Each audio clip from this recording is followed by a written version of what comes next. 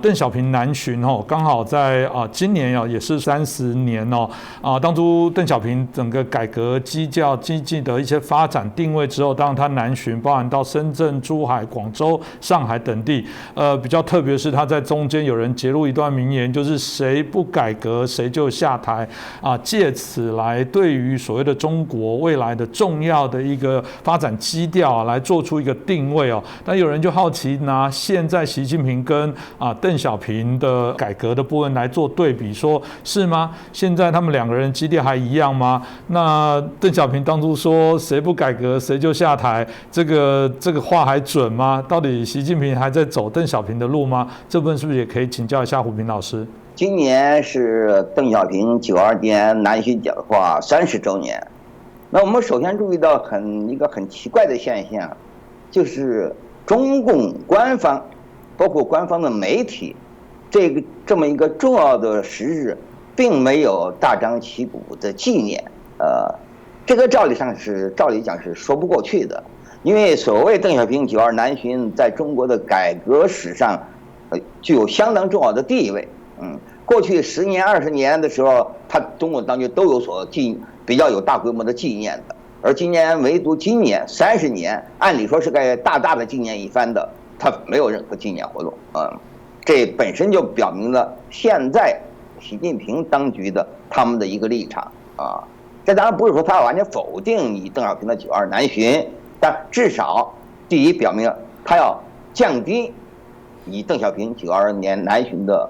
这个地位，降低你的意义，他要整个降低这个所谓邓小平开启的改革开放这个时代的意义。他要强调的是，现在是新时代，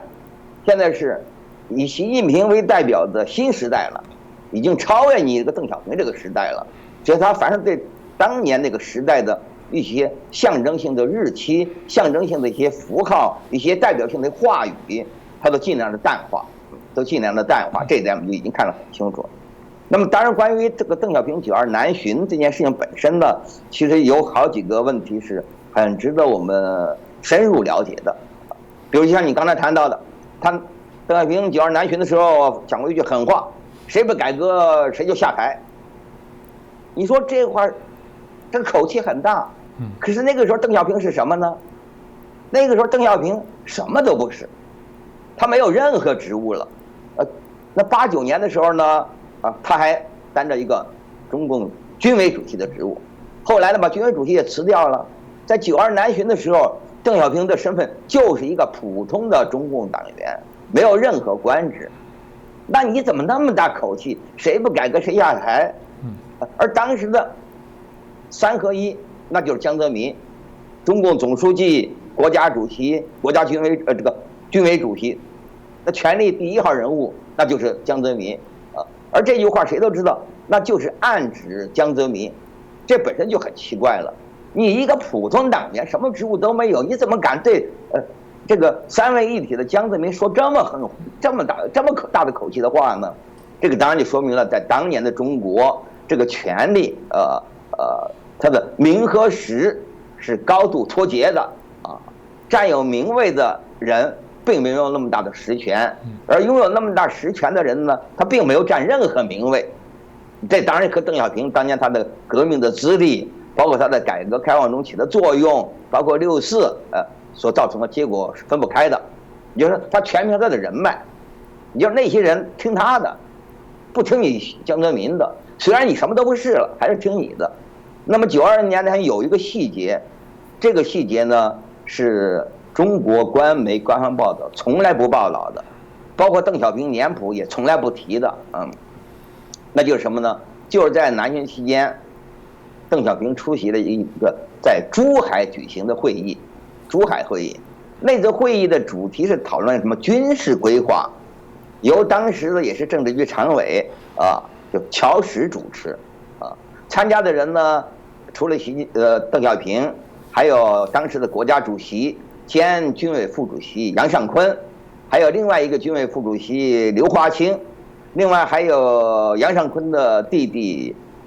当时的军委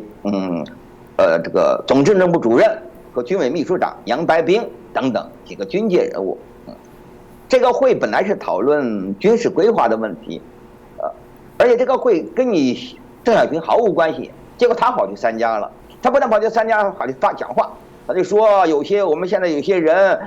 看起来在做事，其实什么事都没做啊。然后说谁不改革谁就下台，啊，你看这个会看见按照共产党的规矩，这是很荒唐的。你什么官都不是，你怎么跑去参加这么一个会？另外，你们几个开一个会，居然不报告江泽民，江泽民都不知道啊！你们几个开会居然可以商量讨论，是不是要把最高领导人给换下来？那按共产党的标准，你就是搞团团伙伙嘛，你就是搞非组织活动嘛，你就是搞篡党夺权嘛。按照共产党的规矩，你每一条都犯了。哎，可是那个时候呢，就是因为邓小平实际上凭了他的人脉，凭了他的这个党的那种军队的那种威望，他拥有的权力要远远大过你江泽民。所以当时江泽民不但不敢兴师问罪，反而还派人专门悄悄打听，这个会到底说些什么了？以后赶快用各种方法去讨好邓小平，去向邓小平靠拢发表了一些讲话。最后呢，终于被邓小平认可，所以这个江泽民的位置才算肯定了巩固了下来。在此之前呢，江泽民都是手鼠两端，他也不知道下一步该怎么搞因为他也一方面是他的位置固然是和邓小平的认可分不开，也和陈云呐、李先念呐这么一些保守派的元老的推荐分不开那么他不知道将就谁的好开始就比较机会主义那后来一看大势还是在邓小平这边那么他就变成了就站到邓小平这边来了，这是珠海会议这么一件事情，那么另外，所以邓小平正是那种情况，他才可以说的那么霸气的话谁不改革谁下台。一个普通党员，他居然可以说这种话，而这种话居然就起作用，那这是其一了。另外一个呢，就是邓小平92南巡，你到底讲的是什么？其实这里谁不改革谁就下台这句话还并不是最关键的一句话它最关键的一句话是什么呢？那就是不问姓社姓资，这才是最关键的一句话。因为中国的经济改革我们知道，从毛泽东死了之后中国开始经济改革，从安徽的小岗村的农民他们私自搞包产到户开始，那就是很明显，中国的经济改革从一开始就是以资本主义市场经济作为它的方向，或者简单说就是复辟资本主义或者简单用共产党一些官员的话说呢，就是辛辛苦苦几十年一夜回到解放前，就是搞回去但是呢，你共产党你又打着社会主义的招牌那么这么一来呢，很多保守派就不满意，他们就觉得你经济改革搞错了，你怎么搞成资本主义了呢？怎么能搞资本主义呢？在邓小平92南巡之前，保守派他们的思想重镇求是杂志发表文章就这么说的嘛，就说改革他那个保守派当时不是反对改革开放这个口号本身，他们强调呢是有两种不同的改革开放观，关键是要问姓社还是姓资，是有两种的，是你是搞社会主义的改革开放呢，还是搞资本主义的改革开放？我们一定要问问你这个是搞的东西是姓社还是姓资。而邓小平呢回答的就是这个问题，我们不问姓社姓资那么这种话对共产党来说它是石破天惊，因为共产党就是搞消灭资本主义搞社会主义起家的，如果你共产党专制的理由唯一理由就是为了防止资本主义复辟。在共产党那边你看毛时代就看得很清楚嘛，文化革命搞得那么凶，他干什么呢？就是为了防止国家变修嘛，就是为了防止国家走资本主义道路嘛。那时候给一个干部扣的最大帽子，就说你是走资本主义道路当权派嘛。如果你现在你都要共产党要真正要走资本主义了，复辟资本主义了，那你凭什么还叫共产党那你凭什么还在这搞专制他就都没有理由了嘛。所以当时保守派反对不问姓社姓资，坚持要问姓社姓资。他们一方面倒不主要还不是出于经济上的考虑，因为经济上大家都看得很清楚，你那套社会主义就是不灵光嘛，你就是搞不过人家资本主义嘛啊！但是他们担心的就是，如果我们改来改去，我们连社会主义、资本主义我们都不区分了，我们都要搞资本主义了，那等于我们自己釜底抽薪，把我们革命全否定了。我们几十年革命不是全白搞了吗？不是全搞错了吗？那我们落在这个位置上不是毫无道理了吗？那苏联多那共产党转型就是这么转的呀。他们觉得我们在经济上要学资本主义，我们政治上还有什么理由搞什么无产阶级专政、共产党专政？没有理由了嘛。所以他担心是这一点。那本来呢，在这个之前呢，所以在共产党那儿呢，这个姓社姓资还是个禁忌啊。虽然实际上搞了很多资本主义东西呢，但是还不敢大明大放的说我们就是不管姓社姓资。换言之，我们就是要搞资本主义，他不敢，原来还不敢这么讲。那经过6·4啊，那么因为党内的自由派也好啊，社会上的民主力量也好啊，遭到了这个沉重的打击。那么这个时候，邓小平发现，这我们不在乎了。原来我们不敢在经济改革上走得太远，不敢明目张胆地搞资本主义，就怕别人以子之矛攻子之盾，啊。你都在搞资本主义，你凭什么还叫共产党？你凭什么还搞专制？我们就怕别人这么说嘛。现在我们人都杀了，没人敢反对我们了，那反而我们不用顾忌了，我们就搞资本主义，怎么着？对不对？既然搞资本主义对大家有好处，那何乐而不为？所以他的不问姓社姓资是在这个背景下说出来的。所以自那个之后呢，中国的经济改革的步子就迈得更大了。以前还羞羞答答、遮遮掩掩，因为他总得糊上那层社会主义那个外衣嘛，他不能不要那层纸嘛，他不要那层纸，他自己说不过去了吧？他现在也不在乎了。所以92南巡之后呢，中国在经济改革方面，就走得更远，就引用大量的引进和复辟资本主义，以至于到了后来江泽民，那干脆就都3个代表了，资本家都可以入党了。那其实不是说资本家可以入党，事实上是那时候很多共产党他自己都已经成了资本家了，已经成了资本家，他无非是这个确认啊。那么当然，在那种情况下的经济改革，私有化不可，在这个当局坚持高压，在6·4这个基础上，你搞的私有化不可避免的，当然就成了权贵私有化，成了当官的他们自己私有化，他们借改革之机把国有资产据为己有。这成了这么一件事情。另外呢，和它相关联呢，就是大量的腐败啊，就是整体性的腐败。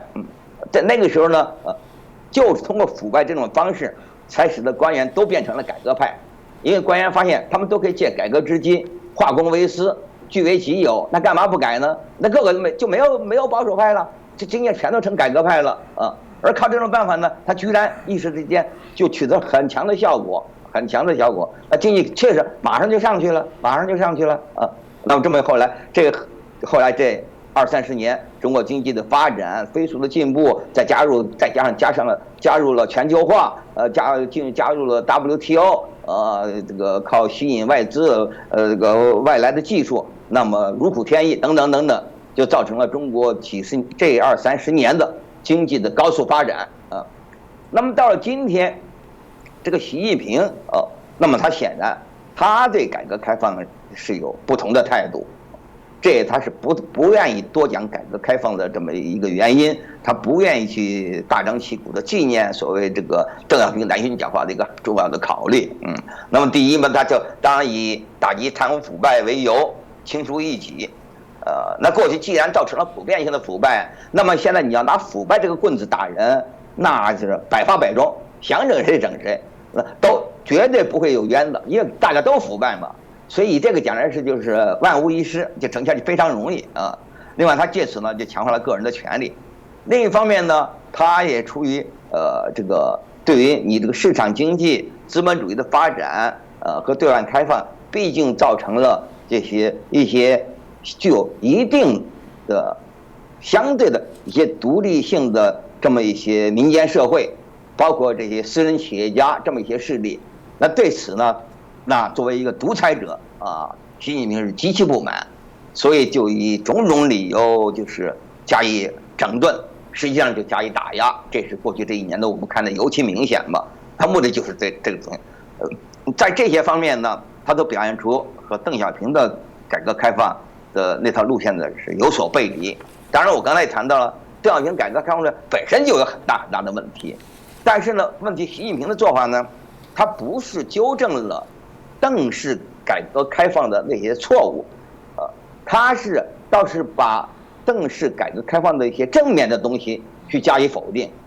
所以他的情况就不但不比原来邓式的改革开放好，相反在很多方面呢表现的比那个还要坏，还要更糟糕，这才是我们值得我们这个特别警惕的一个问题。